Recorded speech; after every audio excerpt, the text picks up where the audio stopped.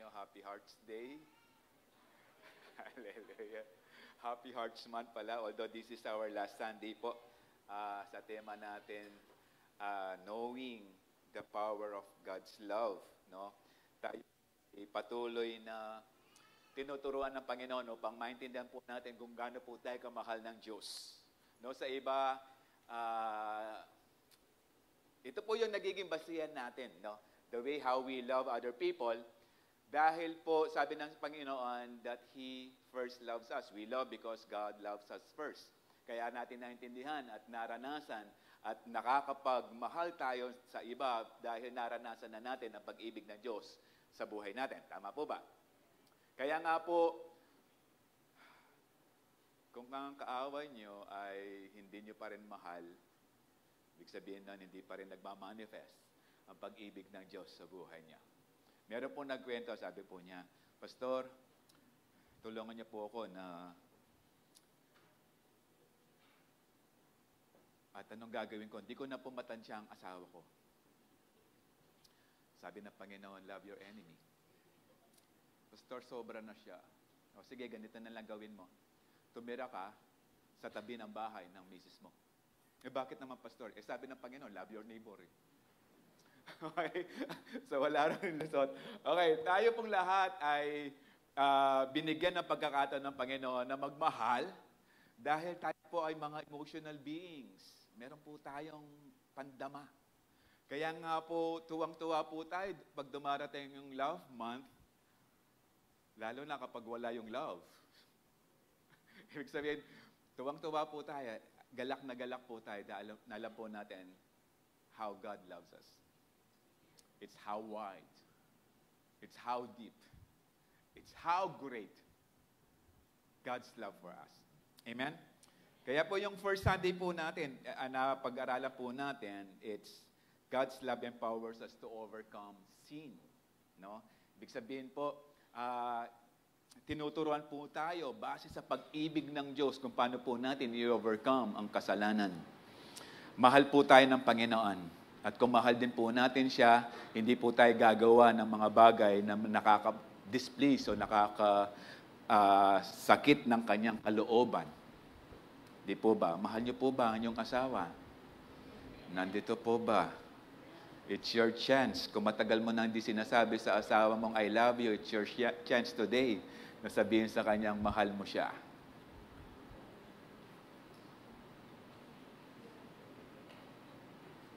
Sunday po ngayon, bawal ang sinungaling. Okay. No, tinuturuan po tayo, no? Ang Panginoon, no, sabi nga, while we are still sinners, Christ died for us. Kung tayo po ay minahal na ng Panginoon, nung tayo po ay nagkakasala pa, how much more right now na tayo lingkodan ng Panginoon at nagsimula na pong maglingkod sa ating Panginoon. At nawa, as we grow in the knowledge of God's love, ay patuloy po natin suklian ang pag-ibig, ang pagmamahal ng Diyos sa ating buhay. Amen po. Parang lungkot na lungkot po kayo. Parang hindi niyo po nararamdaman, no, na may ibig po sa inyo. Hallelujah. Ang greatest lover po natin, ang Creator natin. Imagine, try to imagine, tayo yung mga created beings. Kinikha lang po tayo ng Panginoon, but still He bestowed His love for us. No, we cannot match yung ginagawa at kaya pang gawin ng Panginoon sa buhay natin. Hindi natin kaya suklihan actually. We are just created beings. We do not know how great, how mighty the Lord is. Hindi pa natin talaga siya nakitang mukhaan. We do not even see or saw heaven. Kung gaano kalawa, kung gaano kaganda ang langit, but still, tayo yung mga created beings ng Panginoon, minahal niya ng sobra. He gave His life. Meaning, yung Creator natin, yung Diyos natin. The reason why God loves us so much, dahil alam niya kapag hindi niya tayo minahal, hindi niya pinaranas ang pag-ibig niya sa atin, mapapahamak tayo sa impyerno. And this is the reason why na pinag-uusapan po natin ang pag-ibig ng Diyos sa buhay po natin. And second Sunday po, pinag-usapan natin that His love empowers to conquer fear and timidity. Yung fear and timidity. No? Sabi po ng Hebrews 4:16, we have this confidence in approaching the throne of grace. Hindi po tayo binigyan ng Panginoon ng takot na katakutan lang siya. Pero nandun po yung matinding respeto, pagmamahal sa buhay natin. Although, as we conquer this fear and timidity, it's other way. No, hindi po tayo minahal ng Panginoon. Ibig sabihin, hindi po pinaranas ng Panginoon ang pag-ibig niya para lang tayo maging timid. Alam niyo yung timid sa Tagalog, tamad. Ay, hindi. Okay? Maging mahiyain. Okay? Alam niyo po kapag ang tao alam mong mahal ka niya, meron bang hiya kapag ikay lalapit sa kanya? Tingnan mo nga yung asawa mo. Pwede mo ba sabihin, hanggang ngayon nahihiya talaga ako sa iyo. Kung puro kalokohan ginagawa mo sa asawa mo, mahiya ka. Hallelujah. Pero I believe, kapag lumalapit ka sa asawa mo, kahit yan, galit na galit sa iyo. Nandun pa rin yung, hindi takot, kundi nandun yung pagmamahal. Amen? Parang yung mga kausap ko na lang, yung mga bagong kasal lang. Sabi nga, ang pag-asa daw ay sa simula lang masaya. Tama po, no? Sa simula lang masaya. Kasi po, pasaya ng pasaya yan. Amen? Nalungkot yung iba. Parang hindi naman, pastor. Okay. And the third Sunday, pinag-usapan po natin, God empowers us to endure trials. No? Yung, alam mo yung kapag mahal na mahal mo yung isang tao, ito galing sa Panginoon to, kaya natin nagagawa.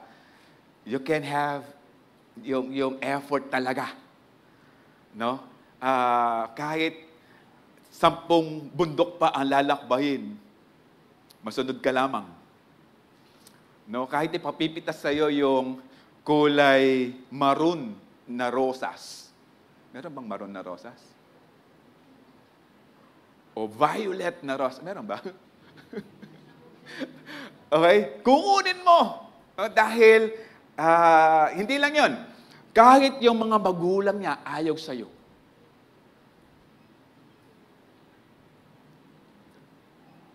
Pero natin pa rin ang pagpupursugi. No? Ganon din ang Panginoon. No? In-endure niya yung cross para iparanas ang pag-ibig niya sa atin. Ngayon tanong, ano po yung kaya nating endure to show how yung love natin sa ating Panginoon. Hallelujah. Sabi po although ito na pag-uusapan natin, God's love empowers you to deny yourself. Sabi nga ni Pastor Manny kagabi, hindi po to chicken joy. Ito po ay talagang heavy meal. Kaya fasten your seatbelt. No? Kasi pag pinag-uusapan yung denying yourself, parang, Pastor, panahon na po ba para mag-diet? Tingnan mo muna katawan mo, panahon na. Okay. Pero hindi lang po yan, no? Yung pagda-diet, hindi lang po yung pagkain ng masasarap, hindi lang yung i-deny mo sarili mo para magsuot ng magagandang damit, no? Magagandang sapatos, makapunta sa mga lugar na hindi mo pa napuntahan. Hindi po yan. No? Mas higit pa dyan ang nais ng Panginoon. Sabi po ng Galatians 5:22, no? Those who belong to Christ Jesus have crucified the sinful nature with its passion and desires. Okay, kapag po sinabi ng Panginoon na 5:22 ba yun? 5:24. Okay. Those who belong to Christ have crucified. No, nais ko lang pong i-specify the word crucified. Pag sinabi pong crucified, it's a sure death. During the time ng writing, dahil ito po ay panahon ng mga Roma, ang pinaka-capital punishment sa lahat ng kumukontra sa Roma ay crucifixion. At kapag yan ang naibigay na sentensya sa iyo, siguradong kamatayan. Dahil pinapakita ng Roma na sila ang tama at tayo ang mali. O yung mga nasa nagdadala na ng krus, ito yung mga mali at tinatanggap nilang mali at tama ang Roma. Kaya nga po, crucifixion ng capital punishment sa lahat ng kumukontra sa Rome. Kaya, at hindi natin kayang i-deny ang sarili natin, no, the flesh and its passion and desire kapag di po natin tinanggap na patay na po yan. Sabi nga po ni Pastor Manny kagabi, nakakita na po kayo ng patay na tao na pinaglalamayan dahil wala siyang kausap, nagreklamo. At kahit sabihin mong, katsura mo keng makeup pa yan, lupa kang mete. Mete na po talaga. Okay, buti pa yung parang natutulog lang eh. No, parang katabi mo, parang natutulog lang. Okay? Parang, no, kahit sabihin mo, pangit mo dyan. Kahit sabihin mo, kagana ka mo. Hindi na magre-respond yan. Okay? Kahit gumanti ka pa. Kahit sabihin mo, makanano kasakit, inggewa mo kanako, makanini. Hindi na po yan magre-react. Okay? Ibig sabihin, kapag po, as we deny ourselves, meaning we forget this self. No, ibig sabihin, we disown ourselves already. Kapag po we learn to deny ourselves. Kaya nga God's power, no, empowers us, or God's love empowers us to deny ourselves. No? Kaya nga po, sabi rin po ng Galatians 2, Luke 9:23. Dito po tayo huhugot.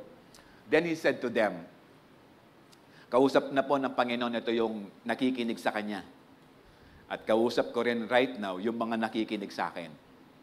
Okay? Kaya pakigising na lang yung katabi mo. Okay. Sabi mo, gising na. Mag-o-offering na. Okay. Luke 9:23. Then he said to them, whoever. Sabihin niyo po, whoever. Kapag whoever. Okay. Okay, it's a choice. Kapag sinabing whoever, it's a choice. No? Pipiliin mo, who wants to be my disciple. No, hindi po lahat kasi ng mga nakikinig sa Panginoon, no, nung nangangaral siya, maging sa oras pong ito, hindi po lahat na nandirito ay disciple ng Panginoon. You need to choose. Kailangan kang mamili, hindi yung dito para lang masabing meron kang church, para lang masabi sa biodata mo na ikaw ay Christian evangelical, o meron kang church na pinupuntahan para lang masabi mo sa mga kapitbahay mo na ikaw ay mabait dahil meron kang church na pinupuntahan, meron kang Sunday na lugar na pinupuntahan to worship the Lord. Hindi po yan. You need to choose. Dahil po ang kaligtasan is a personal thing. Hindi po yan pwedeng ipamana. Hindi po yan pwedeng sabihin mo, Kristiyano kayo, mga anak ko, automatic Kristiyano yan, automatic saved. No. Ang sabi ng Panginoon, whoever wants to be my disciples. Ito po yung criteria. Nagbigay na po ng criteria ang Panginoon. You must deny, they must deny themselves. You must deny yourself first. Kasi paano ka makasusunod sa ating Panginoon? Dahil po ang word na disciple, ang ibig sabihin, follower. Paano mo masusunod ng ating Panginoon kung sarili mo lang ang iniisip mo? Tingnan na po, kaninang gumising kayo? Di ko po alam kung anong oras kayo gumising, pero ako gumising po ako 4:45. Parang ang sarap pa matulog. Parang binilang ko pa lang ang tulog ko, nakakailang oras pa lang ako. Parang gusto mo pa rin matulog. Parang yung isang Kristiyano, sabi nung nanay, gising na anak! Nay, linggo ngayon, pahinga. Gising na anak, malilate ka. Nay, wala po akong trabaho ngayon. Linggo po ngayon, kaya pwede kong matulog ng mahaba. Anak, gising na, malilate ka. Bakit ba na, Nay? Ikaw ang pastor ng church. Okay, parang ang sarap matulog, di po ba? Tapos nung tingnan mo yung tubig, malamig. Lord, parang natulog na lang. Hallelujah. Tapos nakita niyo pa ako speaker. Sana may tuntun na ako. Ay, we must deny themselves. They must deny themselves. Take up their cross. Daily. Okay, daily. Ibig sabihin, you are ready to face trials. You are ready to be persecuted. And actually, you are ready to die. Whenever you deny yourself, ang next na papasok yan, you have to be ready to die for the name of Jesus Christ. Then, doon pumasok yung follow me. Yung sinabing follow me, hindi lang po yan one time to deny yourself. Hindi lang one time to take your cross. No, hindi po lahat ng mga problema, mga pagsubok, mga paghihirap ay Cross yan. Hindi po lahat. Yung biyanan mo, hindi yan cross. Okay. Hindi yan, no? Ibig sabihin, yung faith natin, no? Kailangan nating iangat o kailangan natin pakita sa lahat ng tao. But follow me. Alam niyo po, to deny ourselves and to take up our cross is a continuous process. It's a daily process. At hindi po yan mahirap gawin dahil sumusunod lang po tayo sa ating Panginoon. Ibig sabihin, nauna po ang Panginoon. Alam niyo po, kapag meron ka sinusundan, hindi nagiging mahirap hanapin ang lugar. Ba, nako-convoy kayo? No? Pag first time mo sa lugar, ito, tip. Mag-rely ka kay Google. Alam niyo, tip. Kapag wala kayong data, bago kayo malis sa wifi na meron, i-enroll nyo na yung pupuntahan nyo. I-start nyo na. Alam nyo, kahit wala kayong data, dadalhin kayo ni Google Map sa lugar. Kaya sabi sa akin nung kahapon, medyo lumampas eh. Sabi nung Google sa akin, turn left. Hindi ako nag-left. Dumiretso pa ako. Sabi niya, sabi na eh, turn left. Bumalik ako. Okay. Meron ka sinusundan, kaya napapamadali, nagiging madali. Kaya nga sabi ng Panginoon, deny themselves and take up their cross. Nagiging madali because we follow Jesus. Yan ay nauna. Nauuna siya sa atin. Hallelujah! Amen? No, nauna na po siya. No? Sabi ng Philippians 2, no, he never consider him to be grasped, no, na Diyos when he came on earth. No, try to imagine kung ano yung dininay ng Panginoon sa buhay niya when he came on earth. Alam niyo po ba kung gaano kaganda na kayo'y paglingkuran ng mga angels? Hallelujah! Kung gaano kaganda ang langit. Natapos pupunta ka sa mundo, ang makakasalamuha mo yung mga mukhang yan. Hallelujah! Nasa 2 oras lang nagrereklamo na makarinig na salita ng Diyos. Na kapag umabot na ng 9 o'clock, kalambat na naman. Tapos alang aircon, brown out King Angeles, pa mag-church online. Ba't ganyan tingin niyo sa akin? Hallelujah! Sabi rin ni Pablo sa Philippians 3, no? Kung i-consider mo kung sino si Pablo sa buhay niya. He was a Pharisee. He was actually a Jew, full-blooded Jew. Nag-aral kay Gamaliel. Ibig sabihin, parang Ateneo yan, or Lasal, or UP, University of Pandan.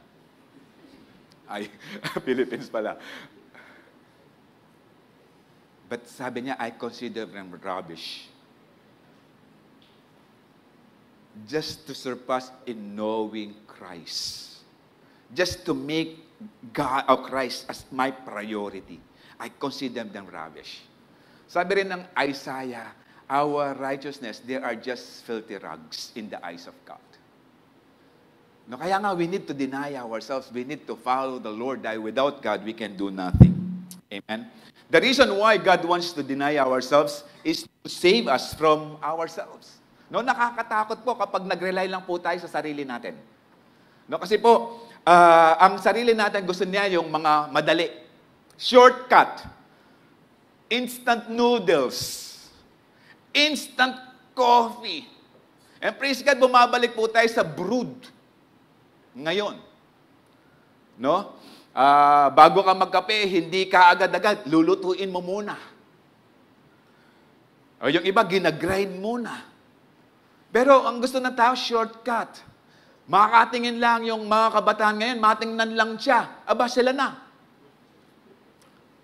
On na sila, kaya nga meron ng weeksary ngayon. Dati, monthsary, di ba? O dati, 1-year anniversary. Tapos, naging monthsary. Tapos ngayon, weeksary. Kasi hindi sila naniniwala na yung kanilang relasyon naaabot pa ng 1 linggo. Kaya nga nauso yung Wixery. Okay?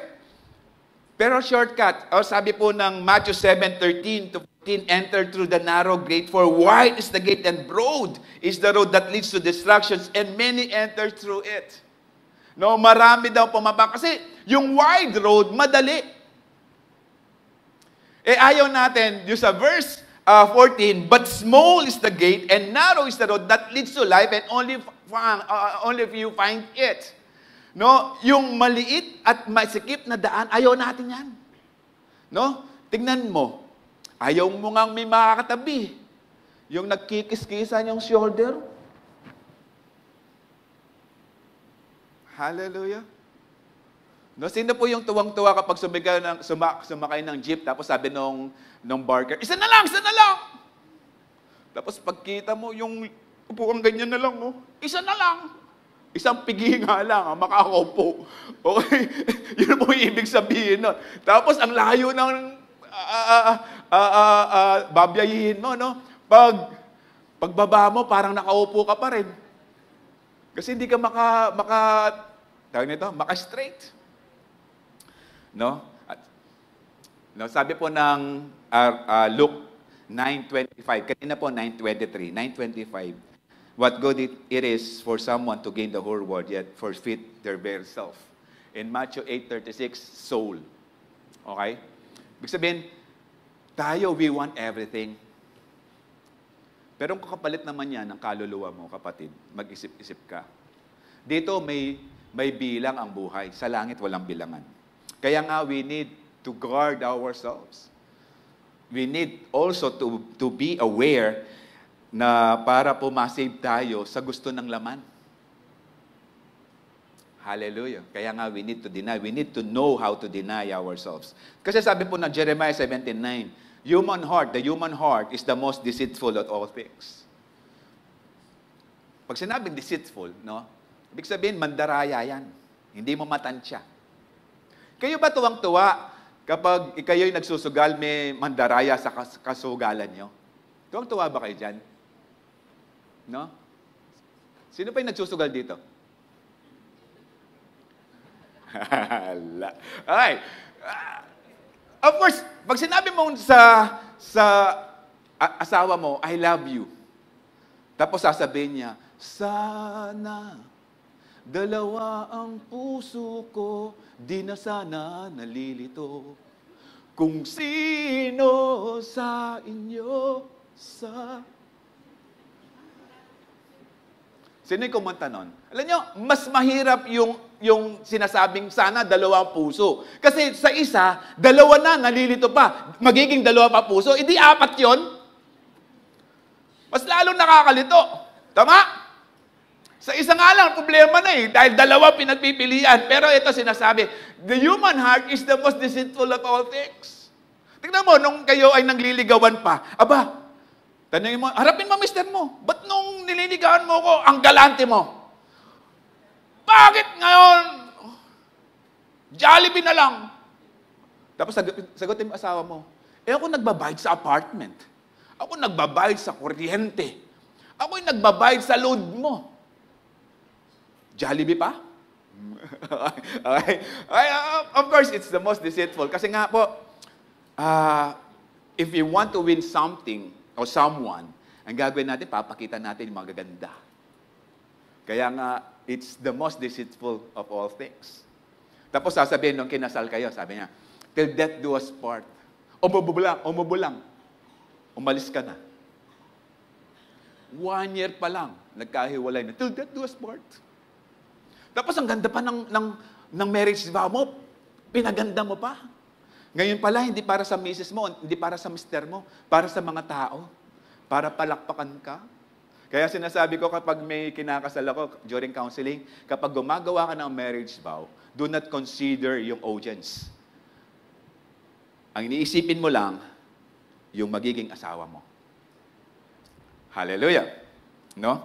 Kaya, it's desperately wicked. Ibig sabihin yan, hindi yan basta-basta makukure or incurable, who really knows how bad it is. Kaya nga yung pusong ito, kailangan mag-submit sa ating Panginoon. Kailangan mailapit natin sa ating Panginoon para totoo lang ang bagay na tinutubok nito. Hallelujah. Now, John 14:15 said, "If you love me, obey my commandments." Now, this is His disciples. No, kung talagang disciple po tayo ng Panginoon, hindi lang po tayo nagmamahal.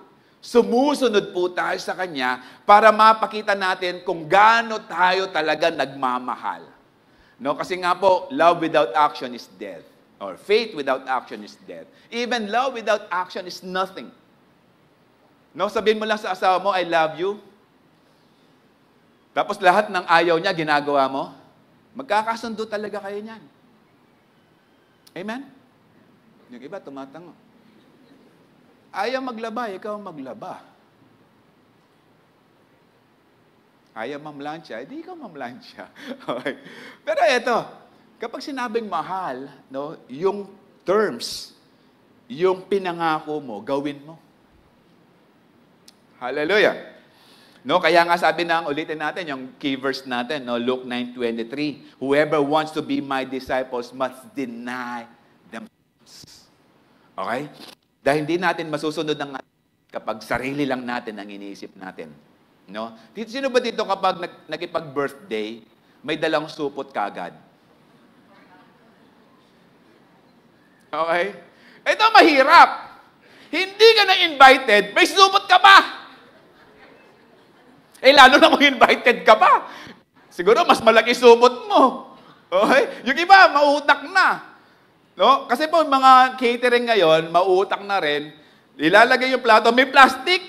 Advantage pala noon ng mga nagsasharon. Kasi kapag po natapos ng kumuha, ibabalot, ilalagay na sa bag, pipila ulit. Hallelujah. Pero of course, wala dito niyan. Nasa Sabbath. Ay, hindi. Wala dito niyan. Wala dito sa Calvary Temple niyan. Okay? Kaya nga po, if we love the Lord, pakita po natin sa pamamagitan ng pagsunod sa Kanyang salita. Kaya nga, God's love empowers you to deny yourself. Therefore, you must surrender. You must learn to surrender your will to Him. You must surrender your will. Yung nais natin, yung gusto natin, isubmit natin sa ating Panginoon. Kasi nga po, ang puso salawahan, deceitful.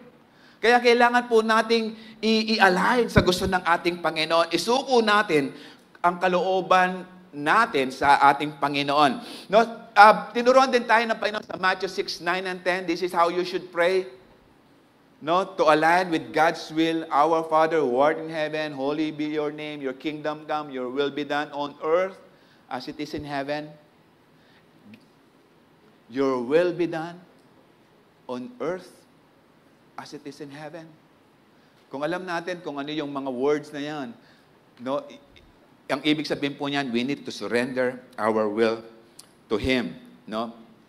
Ang gusto po natin sa buhay, sino po dito yung nangarap na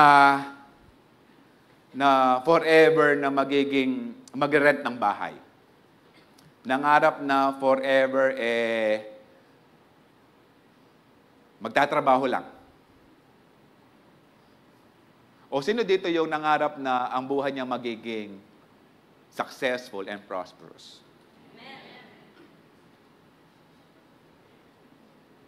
Alam po ba niya yung Jeremiah 29:11? Of course. Okay? Ano sabi ng Jeremiah 29:11? For? Sino nagsasabi niyan? Yung I, sino yung I niyan? It's Yahweh, it's the Lord. For I know the plans I have for you. Okay. Declares the Lord. Plans to prosper you and not to harm you. Plans to give you hope in the future. Ngayon, kung ikaw gusto mo yung buhay mo gumanda, lumawig, hindi ba dapat sa Panginoon ilaagak, isandal ang pangarap natin? No, for I know the plans I have for you. Hallelujah. We need to surrender. We need to surrender our will to God. Sabi ng Galatians 2:20, no, alam po natin to pero nasa NLT version. My old self has been crucified with Christ. Kapag po crucified, alam na po natin. Considered as dead. No, kapag crucified with Christ, it is no longer I who live. Patay na yan eh. Yung old self. Ano yung new self? But Christ lives in me. So I live in this earthly body by trusting in the Son of God who loved me and gave Himself for me. Alam niyo, ang premise is love. Pag mahal mo ang tao, kaya mo siyang kausapin ng eye to eye. Nang hindi ka nagsisinungaling. Nang wala kang tinatago, kung talagang mahal mo yung tao. No, kapag mahal mo yung tao, no, rewind na lang natin, no, kasi this is old days. Nung nanliligawan pa, at nung nandun pa sa process ng boy and girl relationship, aba, kung mag-usap, hanggang midnight. Pag magpapaalam pa yung uwi na ako, aga pa naman. 12:00 pa lang. Okay? Tapos, 1:00, umuwi. Pag uwi mo, tawagan mo ako. Yung mga telepono noon, didial pa. Tapos, want to sawa. Hindi nagko-complain na puyat. Pero ang Panginoon, kapag tumawag, Lord, puyat ako, tulog muna. Lord, tama yung 2 oras paglinggo. Pero pag talagang mahal mo, excited ka sa bawat araw. No? Alam niyo sino yung natutuwa kapag traffic? No, alam niyo yung ating daan, maging yung Pandan Road, nagiging EDSA na yan. Sino yung natutuwa kapag traffic? Yung nagliligawan. Chance. Yung iba, ang layo, maglalakad para lang may oras. Ay, dumating na tayo. Ay, ba't ang dali naman? Sa kanila, yung 2 hours, madali. Pero sa mga Kristiyano, 2 hours, ang tagal. Hallelujah. Bato-bato sa langit, ang taman, magbago na sana. Hallelujah. Who love me. And so I live in this earthly body by trusting in the Son of God. Meaning, tayo nabubuhay pa dito sa lupa, hindi pa tayo kinuha ng Panginoon. Pero we are ready na umuwi. Pero habang nandito tayo, we trust God sa buhay natin. Amen. Na pagkakatiwalaan natin ng ating Panginoon. Because the Lord has eternal life. Siya lang yung may buhay na walang hanggan. Kung hindi natin pagkakatiwalaan ng Diyos sa buhay natin, habang tayo nandirito, mawawalan tayo ng buhay na walang hanggan. Hallelujah! Sabi na pa niya, I am the way, the truth, and the life. Hallelujah! Amen! Kaya nga po, siya lang po yung may buhay na walang hanggan. Kaya kailangan po natin pagkatiwala ang buhay natin, maging yung will natin, yung kagustuhan natin sa ating Panginoon, dahil siya lang po ang may buhay na walang hanggan. To deny ourselves is to die to ourselves by sending our will to Him and living by faith in Christ. No, kaya nga sabi ng 2 Corinthians 5:17, we are new creation.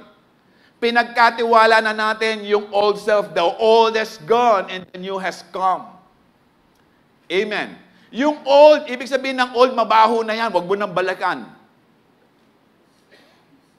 Hindi yan katabi mo, no? Naligo yan. Pero pag sinabing old, ibig sabihin, luma yan eh. Ba't mong pagtsatsagan yung luma? Nandito na yung bago. Amen. Hallelujah. Proverbs 3:5 and 6, trust in the Lord with all your heart and lean not on your own understanding. As we trust in the Lord with all your heart, no, ibig sabihin, wag mong panghawakan ng talento mo. Wag mong pagkatiwala kung anong meron ka. Wag mong pagkatiwala na ikaw malakas ngayon. But as we live every day sa buhay natin, as we trust in the Lord with all our heart, do not depend on your own understanding. Because our heart is the most deceitful things on earth. In verse 6, seek His will in all you do, and He will show you which path to take. No, kapag pinili natin, as we submit to our God, no, ipapakita niya kung ano yung tamang daan. Kung ano yung kailangan gawin. No, kaya nga nagiging masalimuot ang buhay kasi hindi mo alam kung ano yung mga process na gagawin mo, ano yung priority mo sa buhay. Kaya nagiging masalimuot ang araw Kasi hindi tayo nagsasubmit sa ating Panginoon. Hindi natin tinatanong, Lord, ano yung unang gagawin ko? Ano yung process?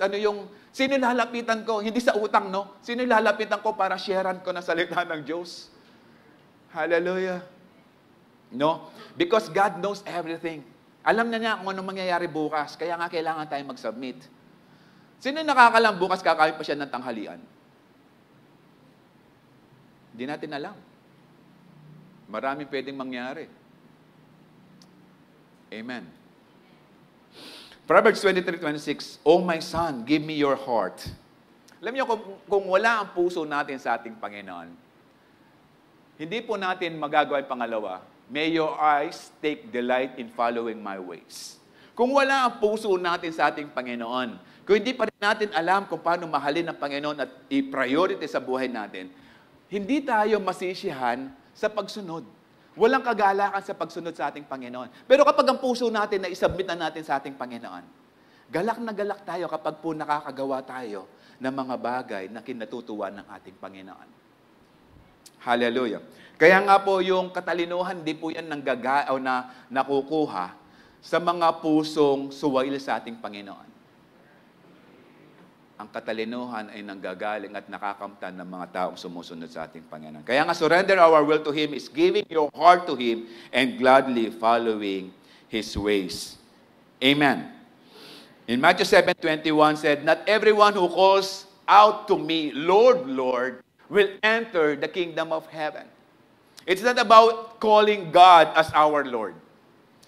Yung mga Hudyo, pag sinabing Lord, Lord, 2 beses tinawag ang pangalan mo, it speaks about relationship.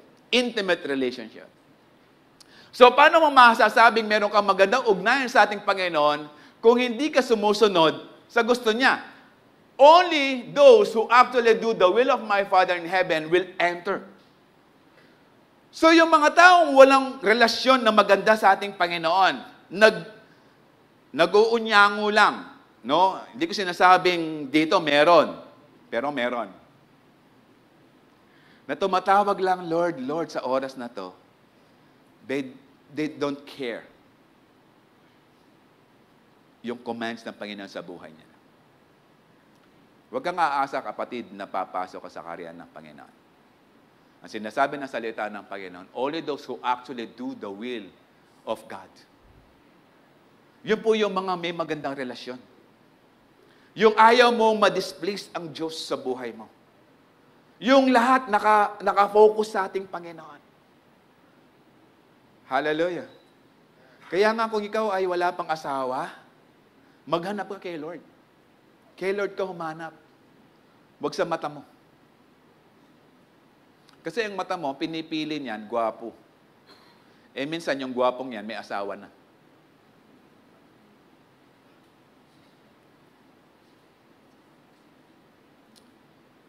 Hallelujah. Tumingin lang po tayo sa ating Panginoon. At kapag binigyan po tayo ng Panginoon, it's really the best. Pastor, paano to? Hindi Kristiyano asawa ko, hiwalayin ko? Ay, wag. Win them. Pinili mo na siya eh. I-offer mo lang sa ating Panginoon, or sige Lord, po-offer ko mamaya pag-uwi, tataas ko sa. Hindi siya ganon. No? Hingin mo ang pagpapala ng Panginoon sa buhay niyong mag-asawa. Alam ng Panginoon kung paano ayusin ang marriage life mo. Hallelujah. No, minsan, forgive me. Gagawa natin, minsan sinasabi namin, or minsan sinasabi ko, tanggapin mo lang si Lord, gaganda ang buhay mo. Pero it's the other way around. Nagiging magulo dahil guguluhin ka ng demonyo. Huwag kang mag-expect na bed of roses because sabi ng Panginoon, in this world you will face many troubles, tribulations, problems. Pero huwag tayong panghinaan ng loob kasi sabi ng Panginoon, but take heart, have good courage, I have overcome the world. Amen? Kaya kung kaharap mo asawa mo at problema mo siya ngayon, sabihin mo sa kanya, the Lord overcome you already. Hallelujah! Hallelujah! No, ibig sabihin, ibinigay sa iyo ng Panginoon yan, inalaw ng Panginoon, kaya kanyang tulungan para ma-overcome siya. May anak ka na hanggang ngayon di mo ma-overcome, bigay mo sa ating Panginoon. Pag-pray mo. Hallelujah. Maamo ka, hindi mo ma-overcome, pag-pray mo. Kasi isipin mo, hindi yung Kristiyano. Kapag yan ay tumanggal sa ating Panginoon, magkakasundo na kayo niyan. Amen? Ay, wala na akong kausap. Sige. Okay? So it's not about calling out God, no? But it's actually doing His will. Kaya sabi ng Panginoon bilis ng oras. In John 4:34, my food is to do the will of Him. Para saan po yung pagkain? Para mabusog. Hindi. The reason why tayo kumakain, para po mabuhay tayo. Magkaroon ng lakas. Pero yung buhay na yan, yung kalakasan na yan, hindi lang para sa iyan. But to have strength to do the will of God. Kaya tayo pinoprovide ng Panginoon so that we will do who sent me to accomplish His work. No, sabi ng Panginoon.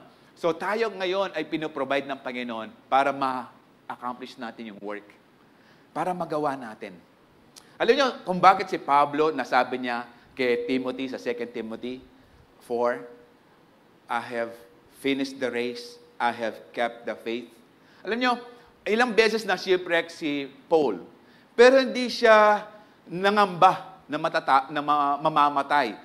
Kinagat siya ng ulupong, tinuklaw ng ulupong, yung viper. Okay? Alam niyo yung viper? Yung sa sasakyan, yung gumaganon. Hindi, viper pala yun. Yung viper, no, yung venomous, hindi siya poisonous, it's venomous na ahas. No, pag kinagat ka niyan, talagang kung walang anti-venom, mamamatay ka. Pero hindi siya namatay. Ano sinasabi ko sa inyo right now? If we have this mission to accomplish, kahit anong mangyari sa buhay mo, kapatid, hindi ka mamamatay. If you are doing the will of God. Hallelujah. And this is the reason why buhay pa tayo. Meron pa tayong mission sa ating Panginoon to accomplish. Kaya nga pinoprovide pa rin tayo ng Panginoon. Amen. So to finish His work, hindi yan yung sinimulan, but to finish the work of God in your life. Hallelujah. Alam niyo po ba yung kapag nag-exam, natapos mo yung mga answers, kapag sinabi ng teacher, finish or not finish, pass your paper, kapag natapos mo yung exam, nasagutan mo lahat, no, tuwang-tuwa ka, nagsasubmit yung test paper mo, parang walang natutuwa. Parang lahat hindi nakaka-accomplish siya. No? Parang tuwang-tuwa ka na isasubmit ka agad. No? Kasi yung may mga assignments, sabi ng teacher, di ba tuwang-tuwa ka? Proud ka na ginawa mga assignment mo kasi tinuruan ka ng ate mo? Hallelujah! So the same thing, masarap umuwi sa ating Panginoon kapag sinabi mong, I have kept the faith, I have finished the race, and now, yung crown of righteousness is waiting for me in heaven to be awarded by the Lord to me. Hallelujah! Amen?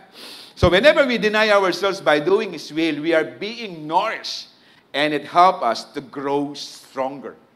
No, tinutulungan tayo niyan. No? As we deny ourselves, tinutulungan tayo. Ibig sabihin, kapag pinili natin yung kay Lord, best yung ibibigay sa atin ng Panginoon. Best life ang ibibigay sa atin ng Panginoon. Alam nyo, hindi nakakalungkot na tayo naging Kristiyano. Dahil ito'y masaya. Dahil alam ng Panginoon kung ano yung best para sa atin. Without God in your life, hindi mo makukuha yung best. Because only good comes from God because God is good. Hallelujah. Pangalawa, God's love empowers you to deny yourself. Therefore, you must be prepared to sacrifice for Himself. Ito na, sacrifice. Nakakalungkot. Sacrifice. Yes, sa una, nakakalungkot to sacrifice habang din ka pasanay. Pero kapag alam mo na yung kalakaran niyan, makikita mo how good, how pleasing to obey God in your life.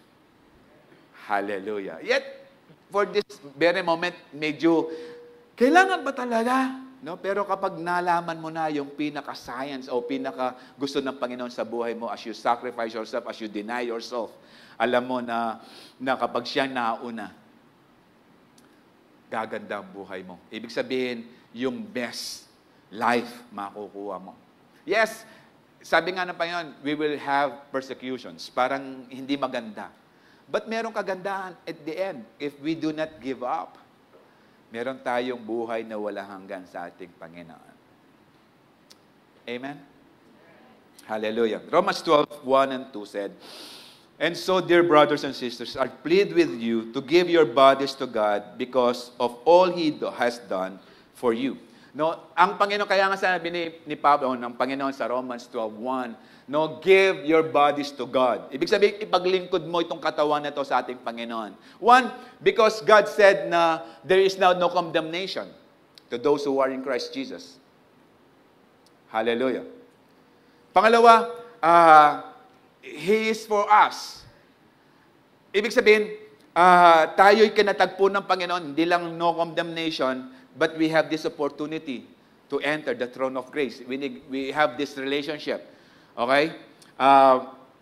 Hindi lang condemnation, we are justified in Romans 5. We are being justified by the Lord. Kaya nga sabi na, give your bodies to God.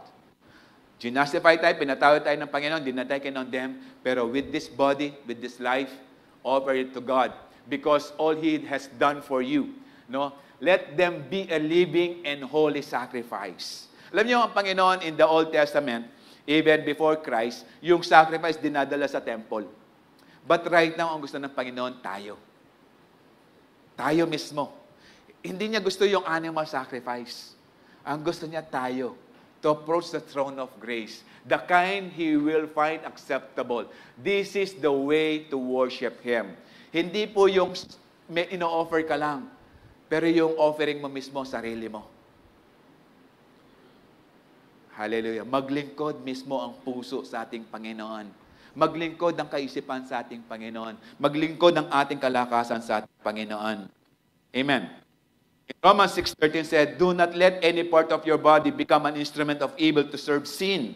Instead, give yourself completely to God." Hallelujah. Dahil ang nais ng Panginoon ay para tayo umabot sa buhay na walang hanggan. Alam mo, ang kasalanan, walang gagawin na maganda sa buhay mong yan. Hallelujah.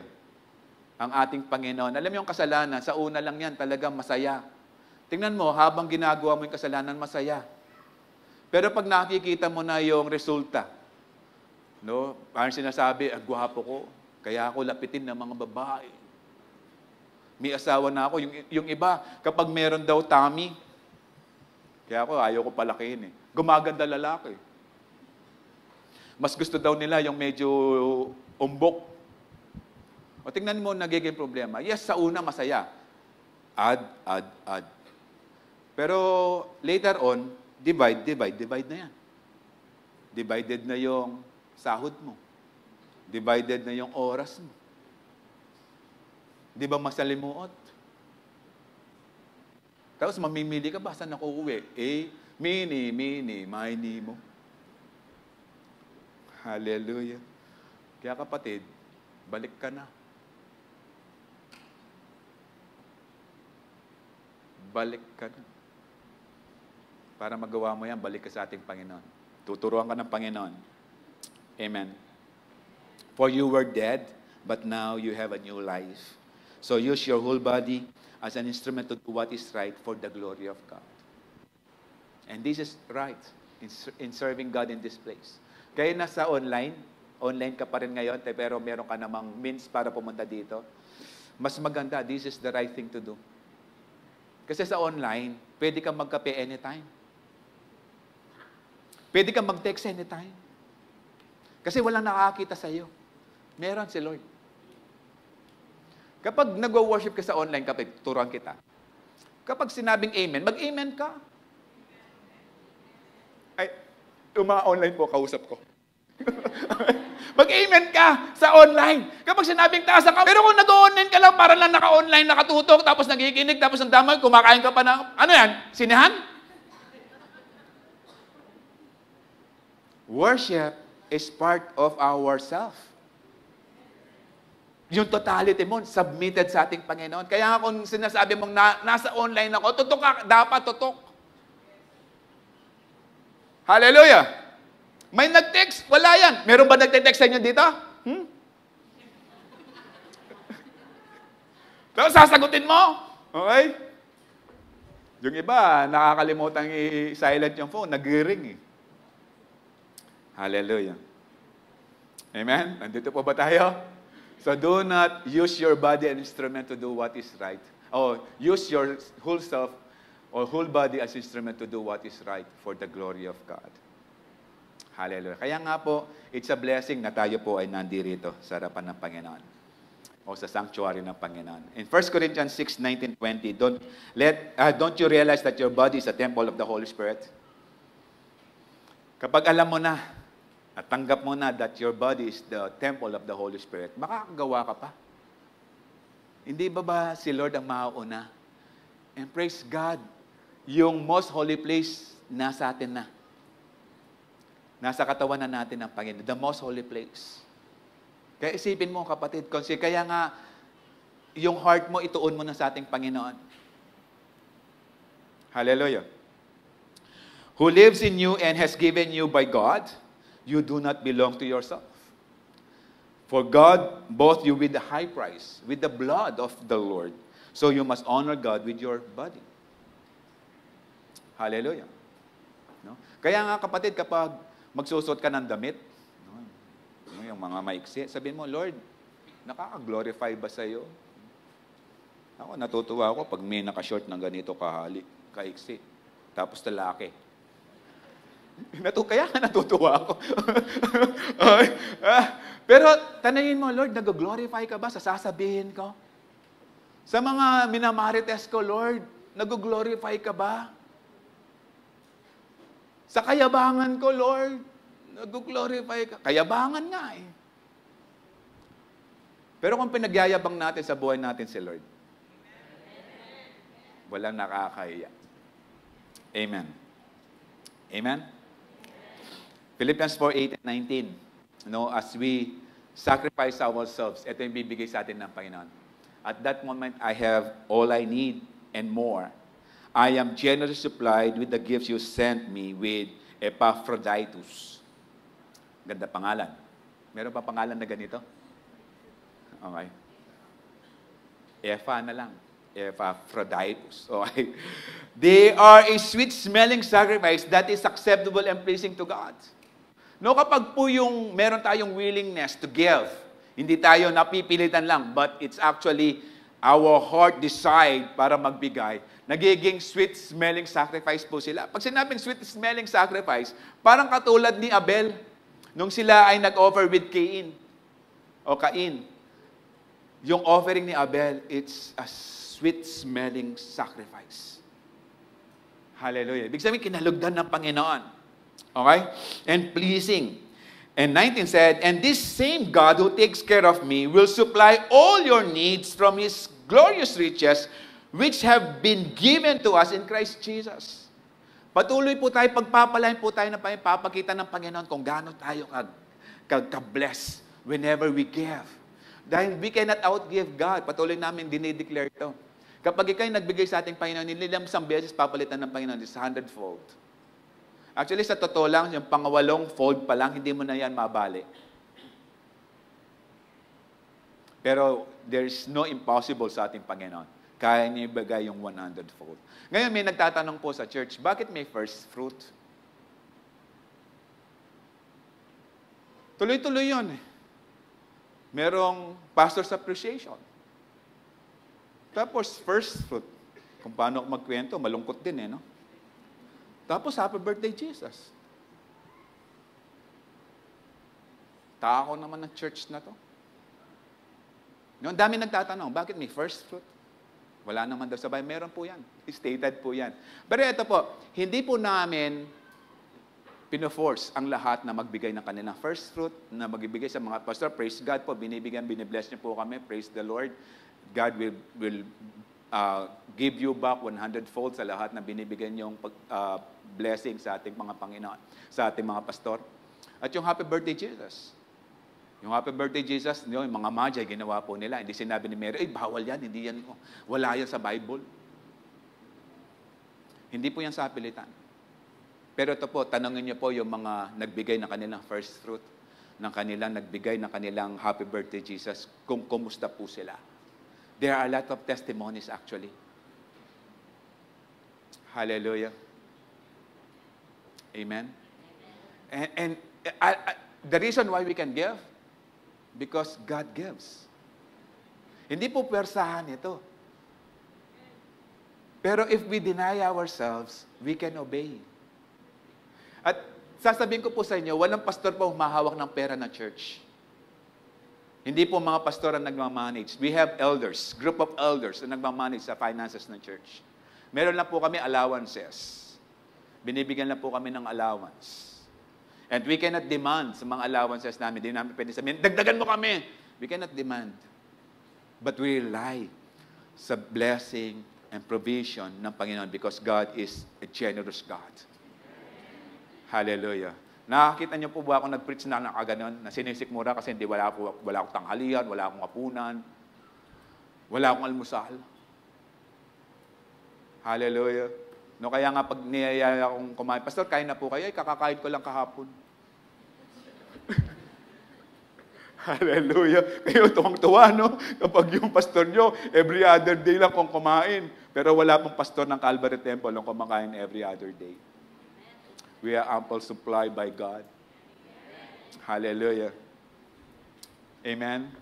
Ngayon, kung tatanungin niyo po, kung wala sa Bible yung mga bagay niyan, Book of Acts, chapter 2 and chapter 4, they give, hindi lang 10%, hindi lang 20%, they give 100%.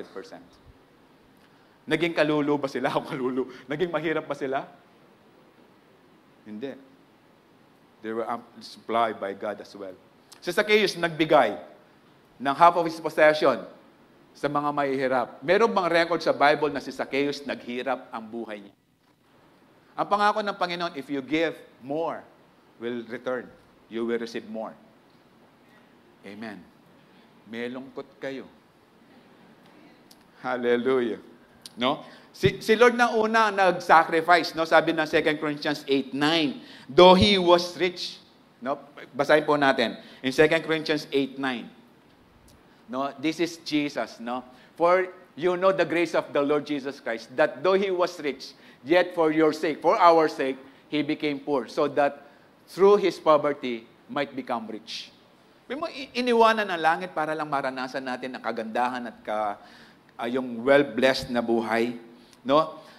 Sabi rin ng 1 Timothy 6:17. 1 Timothy 6:17.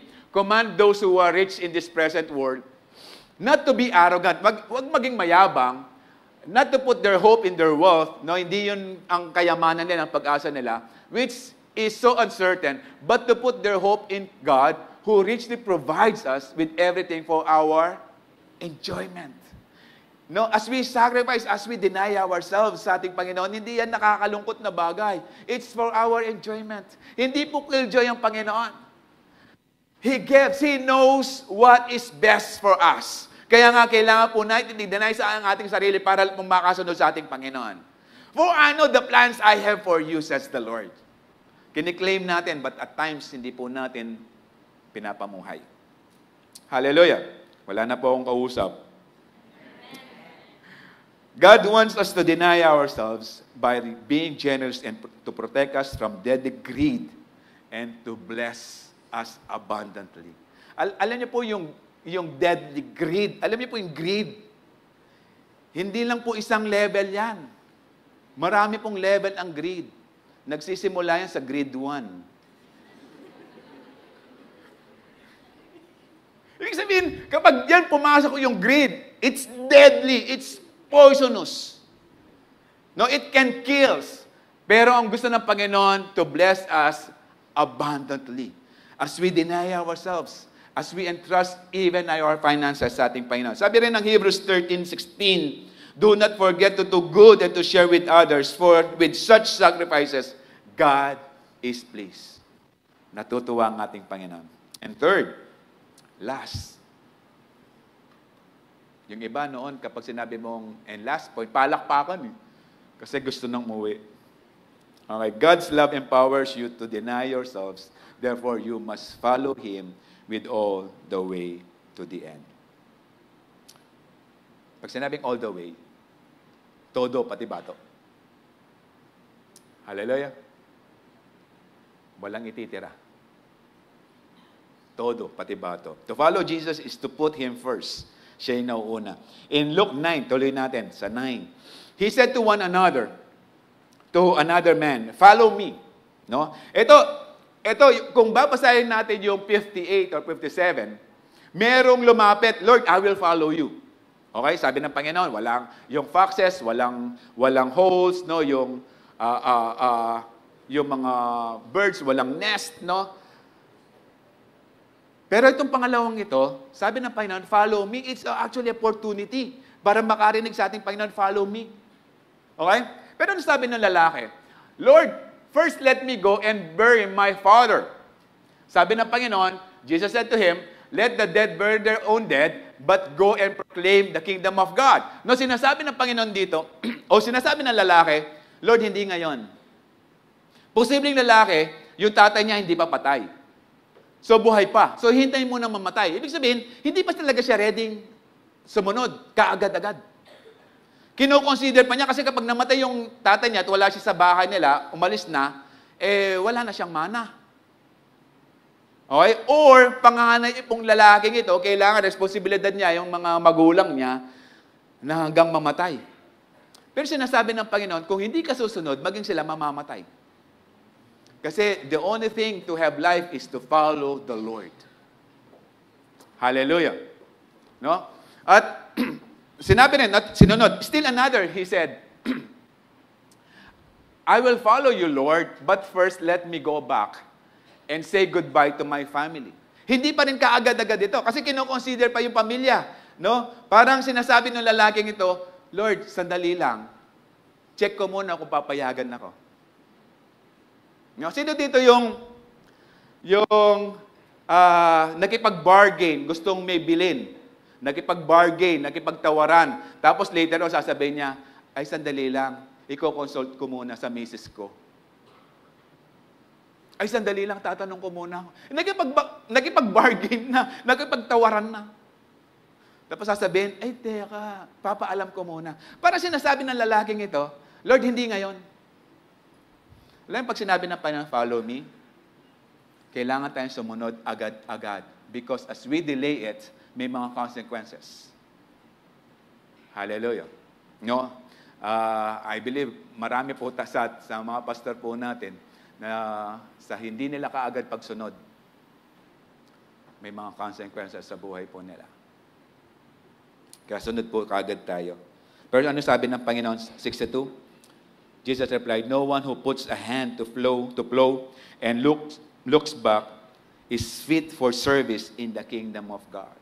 Ibig sabihin, put God first. Hindi ko sinasabing iwanan nyo kagad yung mga pamilya, iwanan nyo. No. Isama nyo sa ministry ang pamilya. Isama nyo ang asawa nyo sa ministry nyo. Kaya yung mga ushers right now, I consider it na isama yung pamilya nila, isama yung asawa niya. Hindi lang yung isa ang usher, no? It's our way right now na ang usher ay sana mag-asawa para bantayan sila, nandun sila sa ministry, nagdadamayan sa bahay, maging sa ministry.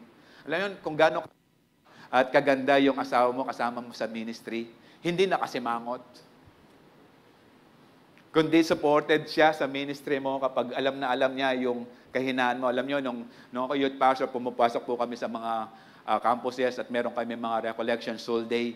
Alam na ng misis ko kung kailangan ko ng coke. Noon, coke drinker po ako kasi po kumukuha po ako ng sugar sa coke during that time at maging yung caffeine ng coke. Na, kaya alam na. Pag nag-camp kami, okay akong minom ng kahit ilang coke. Alam ng misis ko yan. Minsan, misis ko pa ang nagbibigay. Pero pag wala niyan, walang recollection, walang camp, walang coke, pag hindi niya nakikita.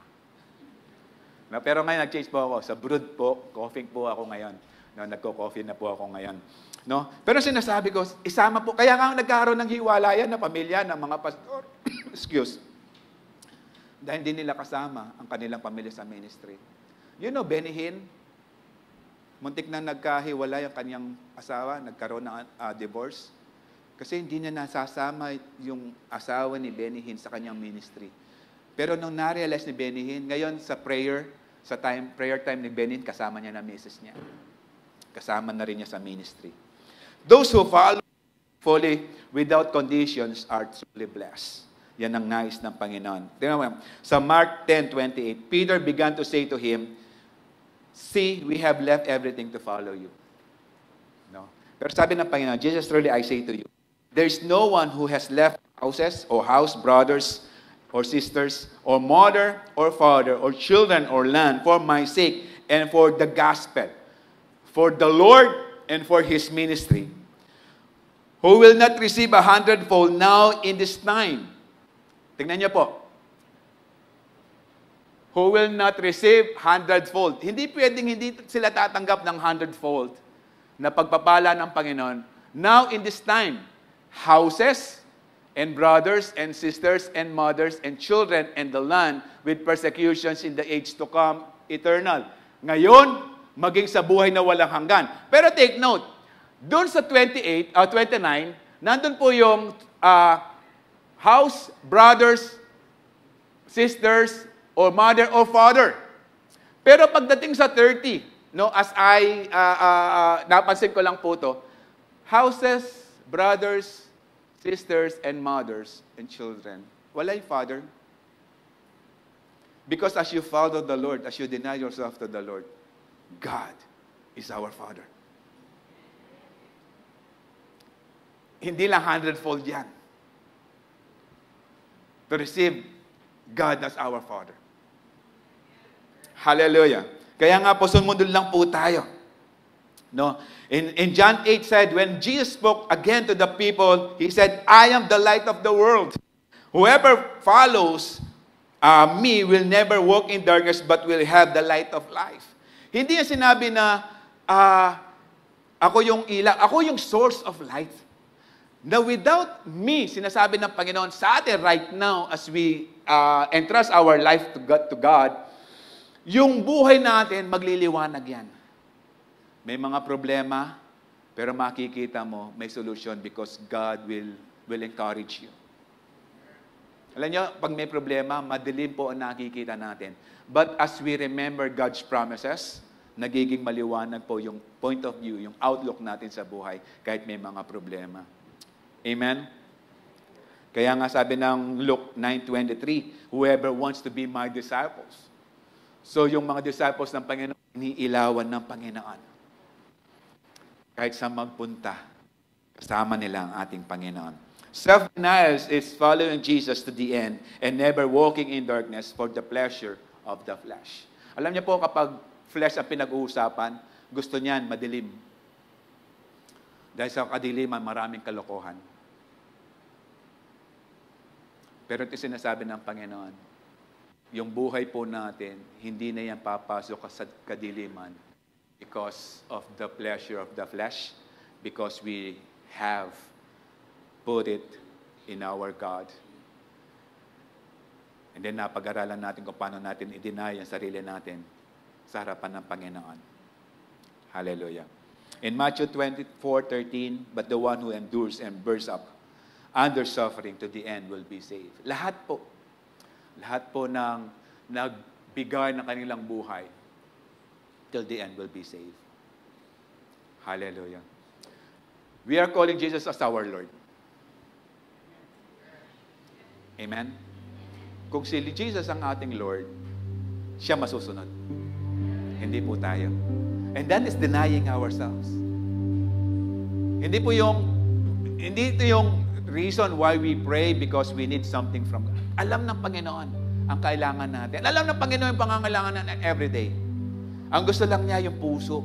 Yung gusto lang niya na sumunod tayo. Hindi tayo pababayaan ng Panginoon. At hindi yung bagay na ikakalungkot ng buhay mo ang pagsunod ng Panginoon. Hindi. Because in heaven, walang lungkot. Sabi nga sa Revelation, He will wipe every tear sa langit. Because in heaven, there's fullness of joy. Hallelujah. Kaya nga, hindi po natin kayang tanggapin yung mga bagay na binibigay sa atin ng Panginoon without denying first ourselves to God. Hallelujah. Kaya nga, we will definitely follow Jesus and persevere to the end if we deny ourselves. Amen? So God's love empowers you to deny yourself, surrender your will to Him, be prepared to sacrifice for Him, follow Him in all the way to the end. Sabi ng Titus 2:11-12, for the grace of God has appeared that offers salvation to all people. It teaches us to say no to ungodly and worldly passions and live self-controlled, upright, and godly lives in this present. This is self-denial. Na hindi natin isip pa yung ano yung gusto ng katawan. Kung ano yung mga nais ng katawan. But puntirahin natin yung nais ng Panginoon sa buhay natin. It teaches us to say no to this worldly passion. Only by the grace of God can we truly deny ourselves and live under the rich blessings of God's will. Amen. Meron pong kwento si Daddy last Friday. Nais ko rin po yung kwento sa inyo. Meron pong isang orchard ng mga mansanas. At yung may-ari ng orchard, kapag po meron siyang time, tinitingnan niya po yung mga mansanas niya, na kapag may mga dry leaves and branches na siya, pinuputol ng may-ari ng mga puno ng mga mansanas. Tinatabi sa gilid. Pagdating ng hapon, nakita niya may isang ibon na gumagawa ng nest niya doon sa mga dry leaves and branches na sinegregate niya. So, ginawa ng farmer, ginawa ng taong ito, kumuha ng stick, sinira yung nest. Of course, nagalit yung ibon. The next day, ganun na naman ang ginawa ng ibon. Kasi mangingitlog na siya. So, gumawa na naman ng nest dun sa mga dry leaves and branches. Sinira na naman nung may-ari. Sa second time. The next day, gano'n na naman, nandun na naman, matigas ang ulo nung ibon. Gumawa na naman ng nest dun sa mga dry leaves and branches. Sinira na naman ng fire. Galit na siya. Sabi ng ibon, gaganti ako sa'yo. Nakita nung ibon, merong maliit na puno sa tabi ng pintuan ng bahay ng tao. Doon gumawa ng nest. Sige, sirain mo pa, sabi ng ibon, magkakalat dito. Pero nung nakita ng tao, hinayaan lang yung ibon. Hinayaan lang na mabuo yung nest. Hindi ginalaw ng tao. Few days after, nakita ng ibon, nasusunugin pala ng farmer, ng may-ari ng orchard, yung mga dry leaves. At nakita nung ibon, kaya pala, mapapahamak ako kung hindi tinatanggal ng taong ito yung nest na ginagawa ko doon sa mga dry leaves and branches. At madalas sa buhay natin, yes, pinapakialaman tayo ng Panginoon. Yes, nagagalit tayo, umiiyak tayo. Bakit, Lord? Bakit, Lord? Anong nangyari, Lord? Para di natin maintindihan. Pero at the end, masasabi natin, thank you, Lord. Buti na lang tinuruan mo ako to follow you. Buti na lang tinuruan mo ako na sundin ka. Buti na lang tinuruan mo ako to deny myself. Kung hindi, napahamak na pala ako. Hallelujah. Praise God. Now, as we have this, our communion, isipin natin kung gaano tayo kalawak, kagrabing mahal ng Panginoon sa buhay natin, kaya natin dinidirect ng Panginoon. Isipin natin, no, habang kumukuha tayo ng Holy Communion, isipin natin, sobrang pagmamahal ng Diyos sa buhay natin.